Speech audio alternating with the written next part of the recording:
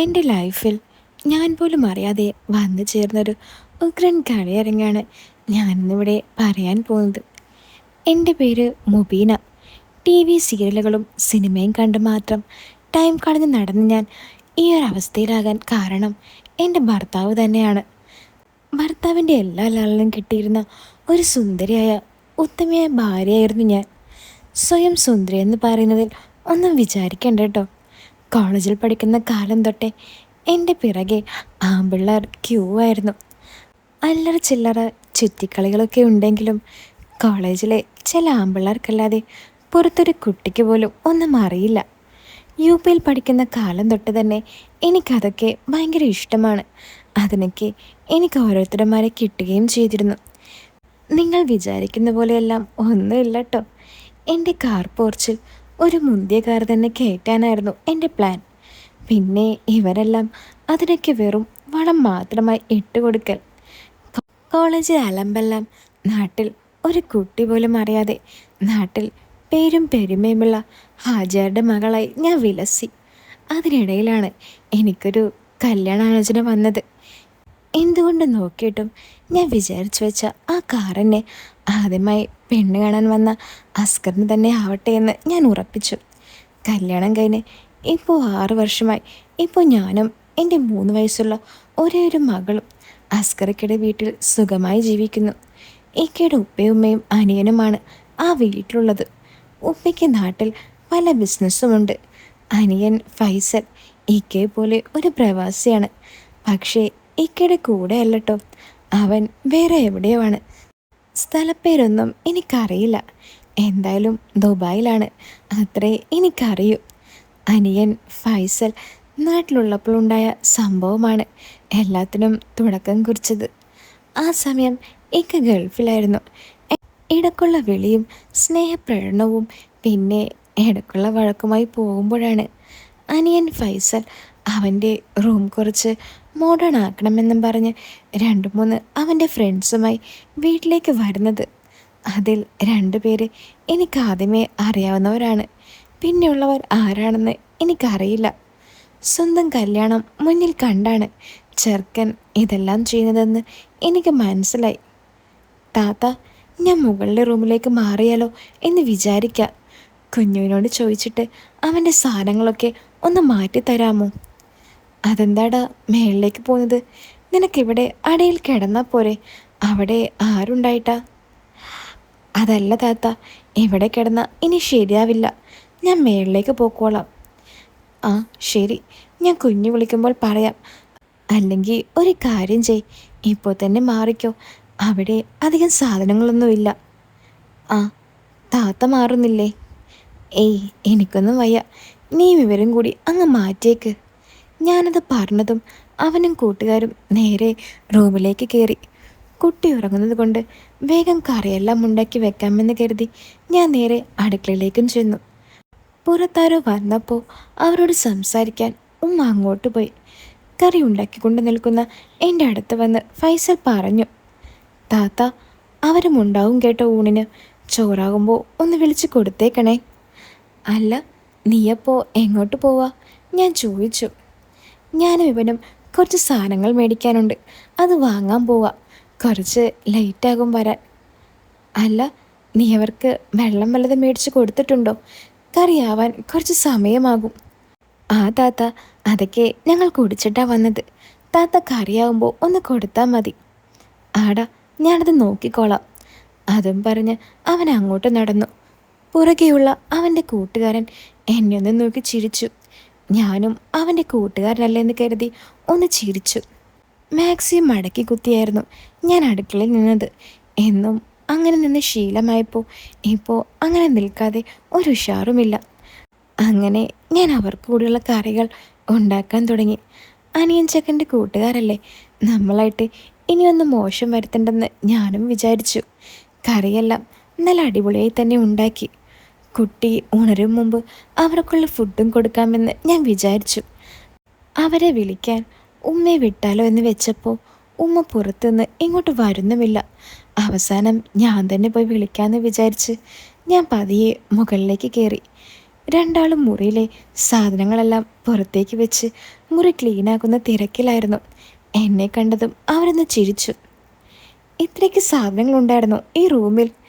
ഞാൻ അവരോട് ചോദിച്ചു. പിന്നെ അല്ലാതെ, ഇനിയും കുറേയുണ്ട്. അതിൽ ഒരുത്തൻ ചിരിച്ചുകൊണ്ട് പറഞ്ഞു. ആ, അത് ശരിയാ, ഇനിയും ഉണ്ടല്ലോ കുറേ. പക്ഷെ കാണുമ്പോൾ കുറച്ചുള്ളെന്ന് വിചാരിക്കും. എന്തായാലും ബാക്കിയുള്ളതെല്ലാം ഫുഡ് കഴിച്ചതിന് ശേഷം ചെയ്യാം. വാ, ഞാൻ ഫുഡ് എടുത്ത് വെച്ചിട്ടുണ്ട്. ഇല്ല, ഇതൊക്കെ ഒന്ന് ഒതുക്കിയിട്ട് വരായിത്ത, അവർ പറഞ്ഞു. അതൊക്കെ ഇനി ഒതുക്കി വരുമ്പോഴേക്കും നേരം കുറേയാവും. അതൊക്കെ ഇനി കഴിച്ചു കഴിഞ്ഞിട്ട് ചെയ്യാം. ഞാൻ പറഞ്ഞത് കേട്ട് അവർ എൻ്റെ പിറകിലായി ഫുഡ് കഴിക്കാൻ സ്റ്റെപ്പ് ഇറങ്ങി. മുന്നിൽ നടക്കുന്ന എനിക്ക് എന്തോ ഒരു വല്ലായ്മ തോന്നുന്നുണ്ടായിരുന്നു. കാരണം എൻ്റെ അപ്പോഴുള്ള വേഷവും ആ കുത്തിവെക്കലും അവർക്ക് കൂടുതൽ മധുരം കിട്ടുന്നുണ്ടോ എന്നായി എൻ്റെ മനസ്സ് മുഴുവൻ. വീട്ടിലായതുകൊണ്ട് ഞാൻ എപ്പോഴും ഫ്രീ ആയിട്ടാണ് നടക്കാറ്. അമ്മായപ്പൻ ആളൊരു പോക്കിരിയാണെങ്കിലും അമ്മായിയമ്മ അതിനകത്തൊരു വില്ലത്തി ആയതുകൊണ്ട് എൻ്റെ ഏഴെഴുത്ത് പോലും അയാൾ വരില്ല. അഥവാ വന്നാലും സെക്യൂരിറ്റി പോലെ കൂടെ തന്നെ കാണും അമ്മായിയമ്മ. അതുകൊണ്ട് തന്നെ ഒരു കള്ളനോട്ടവും ഒലിപ്പിക്കലും എനിക്ക് ആ സൈഡിൽ നിന്നും പേടിക്കണ്ട. പിന്നെയുള്ളത് അനിയൻ ഫൈസൽ. അവനൊരു പാവായുണ്ട് അങ്ങനെയുള്ള ഒന്നും ഇതുവരെ ഞാൻ അനുഭവിച്ചിട്ടില്ല. പക്ഷേ ഇന്ന് ഈ പിള്ളേർ വരുന്ന കാര്യം ഞാൻ ഒട്ടും പ്രതീക്ഷിച്ചില്ല. അങ്ങനെ സ്റ്റെപ്പുകൾ ഞാൻ പതിയിറങ്ങി കിച്ചണിലേക്ക് പോയി. പോകുന്ന സമയം ഒന്നവരെ തിരിഞ്ഞു നോക്കാൻ എൻ്റെ മനസ്സ് എന്നോട് കുറേ പറഞ്ഞു നോക്കി. പക്ഷേ ഞാനത് കേട്ടില്ല. എന്തായാലും അവരിതൊന്നും കാണാത്തവരൊന്നും അല്ലല്ലോ. ഇനിയിപ്പോൾ ഒരു നോട്ടം കൂടിയായാൽ ഇനി ചിലപ്പോൾ എൻ്റെ കൈവിട്ടു പോയാലോ? ഇക്കയുടെ വരവും കാത്ത് കുറേ കാലായില്ലേ ഞാൻ ഒറ്റയ്ക്ക് പോരാടുന്നത്. ഇനി ചിലപ്പോൾ അവൾക്ക് തോന്നിയാലോ കൂട്ടിന് ആരെങ്കിലും വേണമെന്ന്. കാരണം അവൾ ചില്ലറക്കാരിയല്ല. ഞാൻ പറഞ്ഞിട്ടാ അവളിപ്പോൾ അടങ്ങിയിരിക്കുന്നത്. ഇനി ഞാനായിട്ട് തട്ടി എഴുന്നേൽപ്പിക്കണ്ട. ഞാൻ വേഗം അടുക്കളയിലേക്ക് കയറി അവർക്കുള്ള ഫുഡെല്ലാം ഡൈനിങ് ഹാളിലെ ടേബിളിലേക്ക് വെച്ചു. അവിടെ നിന്ന് തന്നെ കൈ കഴുകി അവർ രണ്ടുപേരും ടേബിളിലേക്ക് വന്നിരുന്നു. ചോറിന് പുറകെ കറി എടുക്കാനും കൂട്ടാൻ എടുക്കാനും പോകുമ്പോഴും അവർ അറിയാത്ത പോലെ എന്നെ നോക്കുന്നുണ്ടായിരുന്നു. ഒന്ന് മാറി നിന്ന് ഉമ്മ വിടാന്ന് വിചാരിച്ച ഉമ്മയാണെങ്കിൽ പുറത്ത്. അവസാനം ഞാൻ തന്നെ എല്ലാം വിളമ്പി അവർക്ക് കൊടുത്തു. ഉമ്മ എവിടെ പോയി? ഞാൻ തിരിഞ്ഞടക്കുമ്പോൾ പെട്ടെന്നായിരുന്നു അതിലൊരുത്തൻ്റെ ചോദ്യം. ആ, ഉമ്മ എവിടെയുണ്ട്. പുറത്തൊരാൾ വന്നപ്പോൾ അവരോട് സംസാരിക്കാം.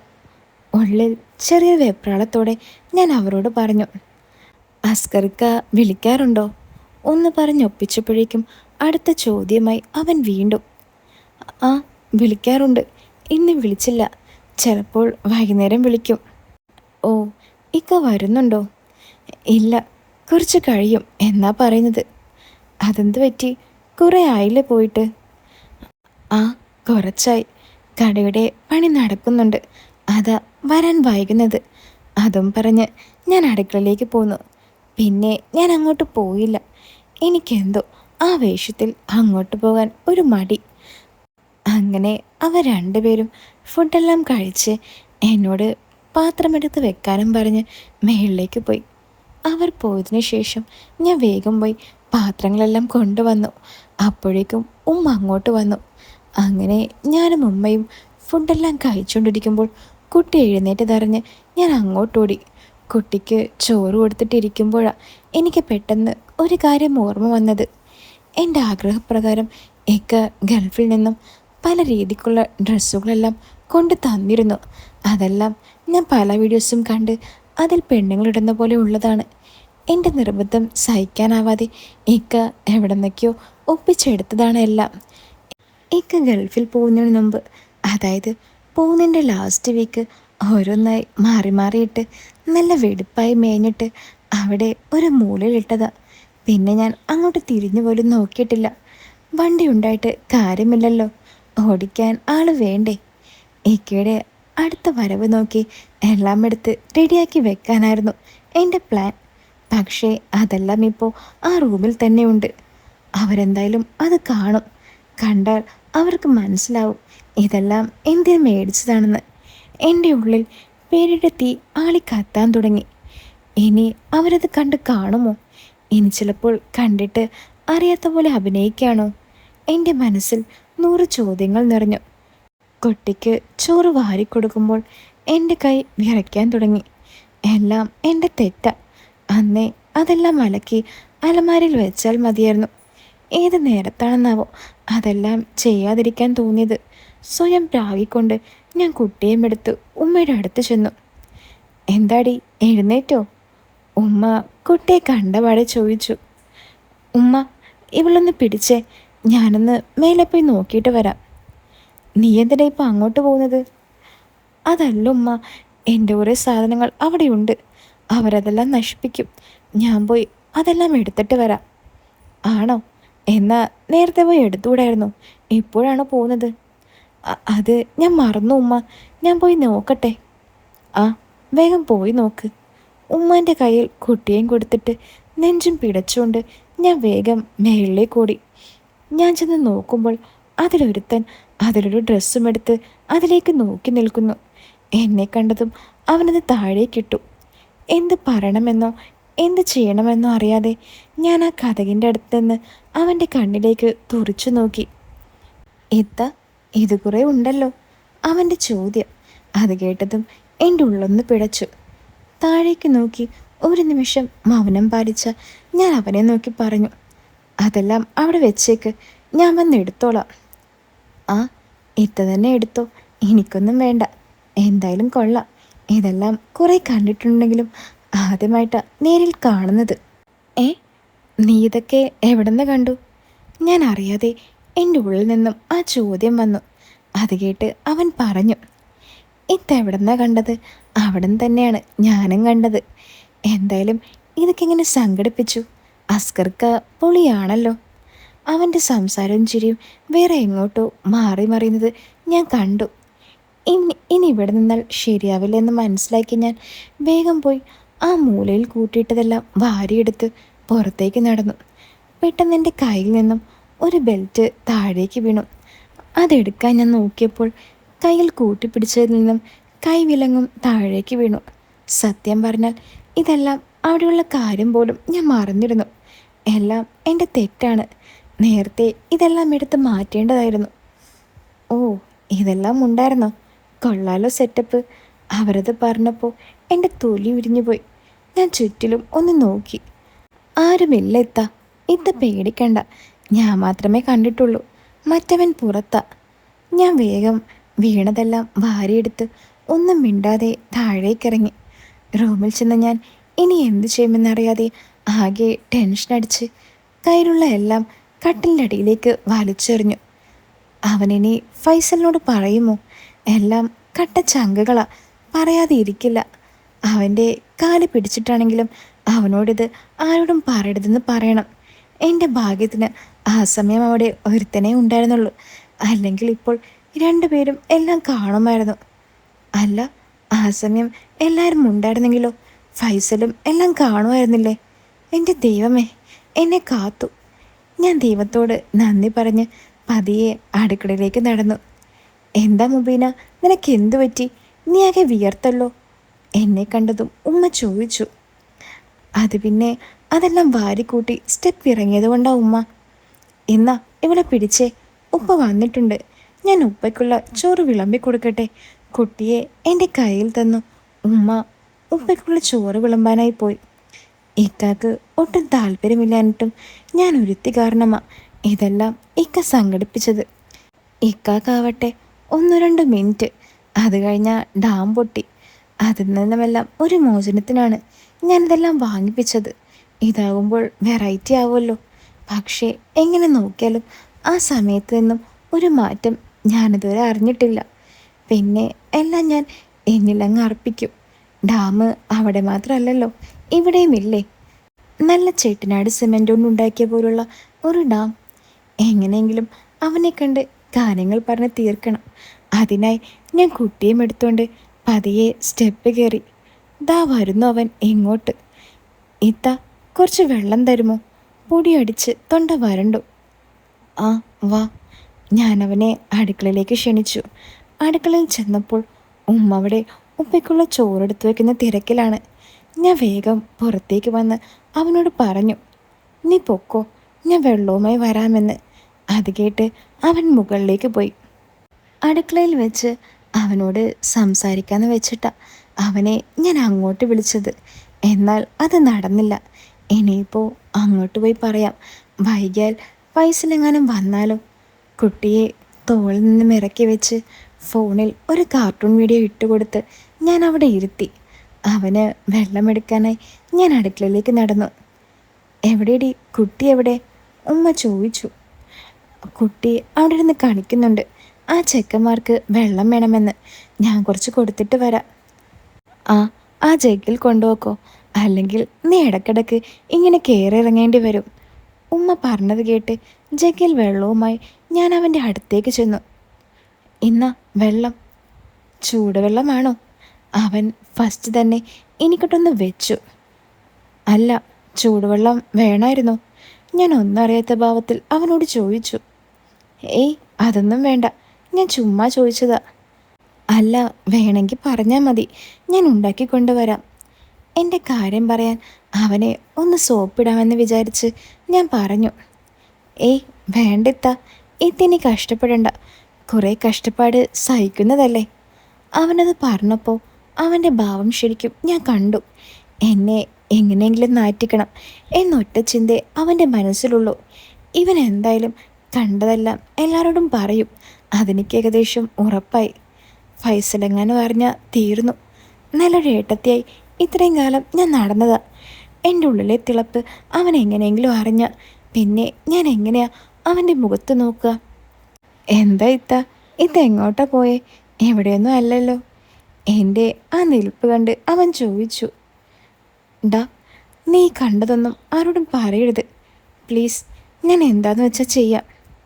അയ്യോ ഞാൻ ആരോടും പറയില്ല. ഇതൊക്കെ എങ്ങനെയാ ഒരാളോട് പറയാ? ഇതെല്ലാം ഇത്തല്ലാതെ വേറെ ആരെങ്കിലും കണ്ടിട്ടുണ്ടോ ഈ നാട്ടിൽ? പേടിക്കണ്ട, ഞാൻ ഒന്നും പറയില്ല.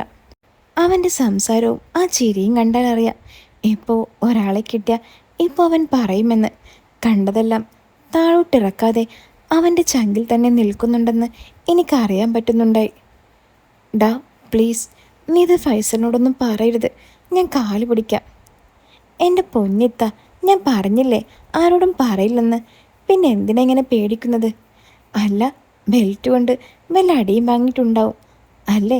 ബെൽറ്റെല്ലാം പൊട്ടിപ്പൊളിഞ്ഞിട്ടുണ്ടല്ലോ. അവൻ്റെ ആ ചോദ്യത്തിൽ ഉത്തരമില്ലാതെ ഞാൻ താഴേക്ക് നോക്കിയിരുന്നു. ഞാനിതൊക്കെ കണ്ടിട്ടേ ഉള്ളൂ, നല്ല രസമായിരിക്കും അല്ലേ? അവൻ ചോദിച്ചു. ഞാൻ തലയൊന്ന് പൊക്കി അവനെ നോക്കി വീണ്ടും താഴേക്ക് നോക്കി. പെട്ടെന്നാണ് കൂടെയുള്ളവൻ 2 കഷ്ണം പൈപ്പുമായി അങ്ങോട്ട് കയറി വന്നത്. എന്നെ കണ്ടതും അവൻ ചിരിച്ചുകൊണ്ട് പറഞ്ഞു, ഇതെന്താ ഇവിടെ നിൽക്കുന്നത്? ഇവിടെയെല്ലാം പൊടിയല്ലേ, വെറുതെ തുമ്മൽ പിടിപ്പിക്കണ്ട, താഴേക്ക് പോക്കോ. അവനത് പറഞ്ഞതും മറ്റവൻ കയറി പറഞ്ഞു, ഏയ് അതൊന്നും ഇത്താക്കൊരു പ്രശ്നവുമില്ല, ഇതിലും വലുത് ചാടിക്കടന്ന് വന്നതാ ഇത്ത. ഒന്ന് പോടാ, ഇത്തേ കളിയാക്കാൻ. ഇത്ത പൊക്കോ, എന്തെങ്കിലും വേണമെങ്കിൽ ഞാൻ അങ്ങോട്ട് വന്നോളാം. കയറുള്ള ജഗ് അവിടെ വെച്ച് നിരാശയോടെ ഞാൻ താഴേക്കിറങ്ങി. കുട്ടിയും എടുത്തുകൊണ്ട് ഞാൻ നേരെ എൻ്റെ മുറിയിലേക്ക് നടന്നു. ബെഡിലിരുന്ന് ഞാൻ കുറേ സങ്കടപ്പെട്ടു. ആ ചെക്കനെ കണ്ടാൽ തന്നെ അറിയാം കുരുത്തം കെട്ടവനാണെന്ന്. അവൻ പറയും, അതുറപ്പാ. കുട്ടിയുടെ കയ്യിൽ നിന്ന് ഫോൺ വാങ്ങി ഞാൻ ചുമ്മാ ഓരോന്ന് നെക്കിക്കൊണ്ടിരുന്നു. എന്ത് ചെയ്തിട്ടും ഒരു സമാധാനം കിട്ടാതായപ്പോൾ എൻ്റെ മനസ്സിൽ ഒരു ഐഡിയ തോന്നി. പണ്ട് കോളേജിൽ പഠിക്കുമ്പോൾ എല്ലാ കുരുത്തക്കേടിനും കൂടെ ഉണ്ടായിരുന്ന ഷംനയെ വിളിച്ച് കാര്യങ്ങൾ പറയാം. അവളാവുമ്പോൾ എന്തെങ്കിലും ഐഡിയ പറഞ്ഞു തരും. അവൾക്കാണെങ്കിൽ ഇങ്ങനെയുള്ള കാര്യങ്ങൾക്കൊക്കെ നല്ല ത്രില്ല. ഞാൻ വേഗം അവളുടെ നമ്പർ എടുത്ത് അവൾക്ക് വിളിച്ചു. ഹലോ, പറയടി, എന്താടി വിശേഷം? കോൾ എടുത്തപാടെ അവൾ ചോദിച്ചു. എന്തു പറയാൻ, ഇങ്ങനെ പോണ്. എന്താടി നിൻ്റെ വിശേഷം? ഓഫ്, പരമ ബോറ്. നേരം വെളുത്താൽ ഈ തള്ളൻ്റെ വാരുള്ളത് കേട്ട് സഹിച്ചു നിൽക്കണം. വീട്ടിൽ പോയി ഒന്നടിച്ച് പൊളിക്കാമെന്ന് വിചാരിച്ച കെട്ടിയോൻ ബൈക്കിൽ നിന്നും വീണ് കിടപ്പില്ല. അങ്ങേരെ വിട്ട് പോകാനും വയ്യ. അയ്യോ, എന്തു പറ്റിയടി? അങ്ങേര് രാവിലെ ഫുട്ബോളും കണ്ടുവരുന്ന വഴിക്ക് പട്ടി കുറുകെ ചാടിയതാ. അയ്യോ, എന്നിട്ടിപ്പോൾ കിടപ്പിലാണോ? എവിടെയെങ്കിലും പൊട്ടുണ്ടോ? ആ, കാലൊടിഞ്ഞിട്ടുണ്ട്. പിന്നെ കയ്യിലും കാലിലും മുറിവുണ്ട്. അല്ല, എന്താ നിന്റെ വിശേഷം? നിന്റെ ഹസ് വരുന്നുണ്ടോ? ഇല്ലടി, അങ്ങേര് കുറച്ച് കഴിയും വരാൻ. എന്താടി നിനക്കൊരു സങ്കടം? ഡോറ് അടഞ്ഞു പോകുമെന്ന് ഓർത്തിട്ടാണോ? അവൾ ചോദിച്ചു. ഒന്ന് പോടി, അതൊന്നുമല്ല. നീ എന്നോട് കള്ളം പറയണ്ട. നിന്റെ ദാഹമൊക്കെ എനിക്കറിയാവുന്നതല്ലേ. നിനക്ക് ഓർമ്മയുണ്ടോ ആ നിയാസിനെ? ഒന്ന് പോടി, അതൊന്നും നീ എന്നെ ഓർമ്മിപ്പിക്കല്ലേ. നീ വേറെ വല്ലതും പറ. ഞാനിന്ന് രാവിലെയും കൂടി ഓർത്തതാ. അതാ ഞാനിപ്പോൾ പറയാൻ കാരണം. രാവിലെ നീ എന്തോർത്ത്? അവനെയോ? അതേടി, അവനെ തന്നെ. ഇവിടെ അടുത്തുള്ള പറമ്പ് നന്നാക്കുന്നുണ്ട്. അവിടെയുള്ള കുറ്റിക്കാടെല്ലാം വെട്ടി നിരത്തുന്നത് കണ്ടപ്പോൾ എനിക്ക് നമ്മുടെ കോളേജിൻ്റെ ബാക്കിലെ കുറ്റിക്കാടാണ് ഓർമ്മ വന്നത്. ഓഫ്, നീ ഒന്ന് മിണ്ടാതിരിക്ക്, ആരെങ്കിലും കേൾക്കും. ഒരു പ്രശ്നത്തിൽ നിന്നും എങ്ങനെയാ ഒന്ന് കരയേറെന്ന് ആലോചിക്കുമ്പോഴാണ് നീ ഇതും കൂടി. ഇവിടെ ആര് കേൾക്കാൻ? ആ കിഴങ്ങൻ അവിടെ കിടക്കുന്നുണ്ട്. പിന്നെയുള്ളത് ആ തള്ളയാ. ഒരു കലം ചോറും തട്ടി മുറിയിൽ കയറി മുങ്ങിയിട്ടുണ്ട്. ഇനിയിപ്പോൾ വൈകുന്നേരം നോക്കിയാൽ മതി. അല്ല, അപ്പോൾ നിന്റെ അമ്മായപ്പൻ അവിടെ? ഞാൻ ചോദിച്ചു. അങ്ങേര് മാർക്കറ്റിൽ കാണും, അല്ലെങ്കിൽ സഫിയാത്താൻ്റെ വീട്ടിൽ കാണും. അവിടെയല്ലേ ഇപ്പോൾ പൂജ. ഏ, ഏത് സഫിയാത്ത? അസ്നയുടെ ഉമ്മയോ? അതേടി, അസ്നയുടെ ഉമ്മ തന്നെ. പിന്നെ അങ്ങേരെ പറഞ്ഞിട്ടും കാര്യമില്ല. നല്ല തണ്ടും തടിയുമുള്ള ആളല്ലേ. അങ്ങേർക്കും ഉണ്ടായില്ല ആഗ്രഹങ്ങൾ. ഈ തള്ളയെ കൊണ്ട് എന്തുപകാരം? ഒരു കലം ചോറും മുങ്ങി കിടന്നുറങ്ങുക. എന്തൊക്കെയാടി നീ പറയുന്നത്? നിനക്ക് ഭ്രാന്തായോ? ഞാനൊരു സമാധാനത്തിനാ നിന്നെ വിളിച്ചത്. നീയാണെങ്കിൽ അതിനപ്പുറം. എന്താടി കുരുപ്പേ നിനക്കൊരു സമാധാനക്കുറവ്? എന്താ നിന്റെ കെട്ടിയോൻ ചത്തോ? അതല്ലടി, ചെറിയൊരു പ്രശ്നമുണ്ട്. നീ എനിക്ക് ഒരു ഐഡിയ പറഞ്ഞതാ. മനസ്സിലായി. ആരെയാടി വിളിച്ച് കയറ്റിയത്? അതുപോട്ടെ, ആരാ കണ്ടത്? അമ്മായിയമ്മയാണോ? ഓഫ്, അല്ലടി, നിന്റെ തന്ത. ഒന്നും മിണ്ടാതിരിക്ക്, ഞാൻ അങ്ങോട്ട് പറയട്ടെ. ആ, എന്നാ പറ. എടി, ഞാനിപ്പോൾ ഒരു വല്ലാത്തൊരവസ്ഥയിലാണ്. നീ എങ്ങനെയെങ്കിലും ഒരു ഐഡിയ എനിക്ക് പറഞ്ഞു തരണം. അതിനാ ഞാനിപ്പോൾ നിന്നെ വിളിച്ചത്. നീ കാര്യം പറ, എന്താ പറ്റേ? എടി, നീ ഇതാരോടും പറയരുത്. എനിക്ക് നീ സത്യം ചെയ്തു തരണം. എടി, എന്താ പ്രശ്നം? എന്നെ നിനക്ക് വിശ്വാസമില്ലേ? നീ എന്തിനാ പേടിക്കുന്നത്? എന്തുണ്ടെങ്കിലും നീ എന്നോട് പറ. എടി, അത് പിന്നെ ഇക്കവിടെ ഇല്ലല്ലോ. അപ്പോൾ ഞാൻ... എന്താടി, ഗർഭം വല്ലതും? അവൾ പേടിച്ച് എന്നോട് ചോദിച്ചു. ഓഫ്, ഒന്ന് മിണ്ടാതിരിക്കടി, ഞാൻ പറയട്ടെ. ഒന്ന് വേഗം പറയടി, എൻ്റെ മുട്ടുകാൽ വിറയ്ക്കുന്നു. എടി, അത് ഇക്ക ഉള്ളപ്പോൾ ഞാൻ ഇക്കയെ കൊണ്ട് കുറേ സാധനങ്ങൾ വാങ്ങിച്ചിരുന്നു. പക്ഷേ ഇക്ക ഇവിടെ ഇല്ലല്ലോ. ഞാനാണെങ്കിൽ ഒന്ന് അലമാരയിട്ട് എടുത്ത് വെച്ചില്ല. എല്ലാം അവിടെ ഒരു മൂലയിലിട്ടു. അതിനിപ്പോൾ എന്താ പ്രശ്നം? എൻ്റെ പൊന്നു ഷംന, നീ ഒന്ന് മിണ്ടാതിരിക്ക്, ഞാൻ പറയാം. ആ, പറ. എടി, നീ എന്നെ കളിയാക്കരുത്. ആഹാ, ഇപ്പം അങ്ങനെയായോ? മരത്തിന് കാര്യം പറ പെണ്ണേ. എടി, അത് പിന്നെ ഞാൻ വാങ്ങിച്ച സാധനങ്ങളെല്ലാം മറ്റേതായിരുന്നു. എന്ത്? എനിക്കൊന്നും മനസ്സിലായില്ല. എടി, അത് ഈ വീഡിയോസിലൊക്കെ കാണില്ലേ, ബെൽറ്റൊക്കെ. ഓ, അത്. ഇപ്പം മനസ്സിലായി. അപ്പോൾ അതൊക്കെയാണല്ലേ. കൊള്ളാം, പൊളിക്കും. ഒന്ന് പോടി കളിയാക്കാതെ, ഞാൻ പറയുന്നൊന്ന് കേക്ക്. ആ, പറ. എന്നിട്ട് ഇക്ക പോയപ്പോൾ ഞാൻ പിന്നെ അതിലേക്കൊന്നും തിരിഞ്ഞു പോലും നോക്കിയിട്ടില്ല. എല്ലാം അവിടെ ഒരു മൂലയിൽ കിടക്കുന്നുണ്ടായിരുന്നു. ഇന്നാണെങ്കിൽ അനിയൻ ചെക്കൻ റൂം സെറ്റാക്കാൻ 3 കുരിപ്പുളയും കൂട്ടി വന്നിരുന്നു. ആഹാ, എന്നിട്ട് അതിലൊരുത്തൻ അതെല്ലാം കണ്ടടി. ഏ, അതെല്ലാമോ? ആടി, എല്ലാം.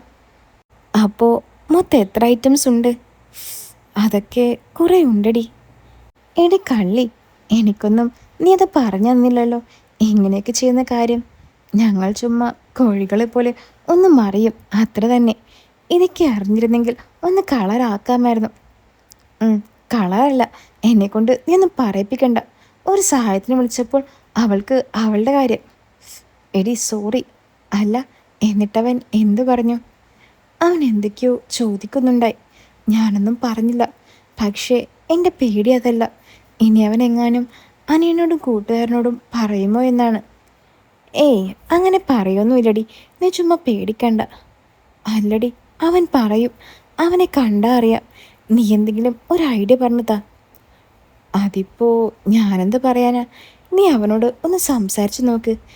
പിന്നെ കുറച്ച് പഞ്ചസാരയൊക്കെ ഇട്ട് നോക്ക്, എന്നാലേ നടക്കൂ. എടി, അതൊന്നും നടക്കുമെന്ന് എനിക്ക് തോന്നുന്നില്ല.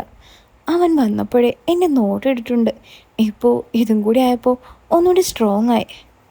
അതിപ്പോൾ നിന്നെ കണ്ട ആരാ നോക്കാത്തത്? എന്തിനു പറയണേ? ഈ ഞാൻ പോലും നോക്കിയിട്ടുണ്ട്, എന്നിട്ടാ. ഓഫ്, ഒന്ന് പോടലല്ലാതെ. നിന്റെ ഉദ്ദേശം ഇപ്പോഴും മാറിയില്ലല്ലേ? അതൊന്നും നടക്കില്ലല്ലോ. നടന്നു കഴിഞ്ഞാൽ നോക്കാം, മാറ്റണോ വേണ്ടിയെന്ന്. ഓഫ്, ഇവളെ കൊണ്ട്. ഞാൻ കരുതി കെട്ടിൻ്റെ സഹായത്തിൽ നീ അടങ്ങിക്കാണുമെന്ന്. നീ ഇപ്പോഴും അതും കാത്തിരിക്കാനോടി. എല്ലാം ഒരു രസമല്ലേ മോളെ? നിനക്ക് ബെൽറ്റ് ഇഷ്ടപ്പെട്ടു, എനിക്ക് കത്രികയും, അത്രയേ ഉള്ളൂ, അവൾ പറഞ്ഞു. അല്ല, എന്നിട്ട് നീ വല്ലതും ഒപ്പിച്ചോ? ഏയ്, അതൊന്നുമില്ല. ഒന്ന് പോടി, നുണ പറയാതെ. എനിക്കറിയാം നീ ഇടയ്ക്ക് ഷഹാനയുടെ വീട്ടിൽ പോകുന്ന കാര്യം. നീ എന്നോട് കള്ളം പറയണ്ട. ആര് പറഞ്ഞു? നീ ചുമ്മാ ഓരോന്ന് പറയല്ലേ. ഞാൻ അങ്ങനെയൊന്നും പോയിട്ടൊന്നുമില്ല. വേണമെങ്കിൽ നീ അവളോട് ചോദിച്ചു നോക്ക്, അവൾ പറഞ്ഞു. ആ, നല്ല ആളാ.